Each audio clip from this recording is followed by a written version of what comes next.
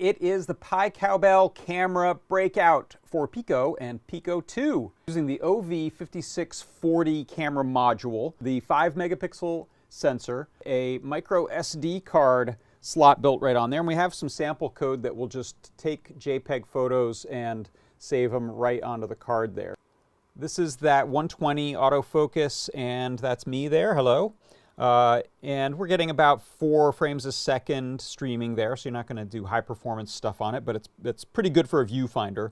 Here is the big honkin' 160 degree, sort of fisheye style wide angle lens.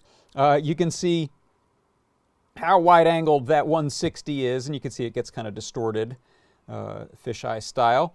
It is the camera PiCowbell Breakout for Pico and Pico 2.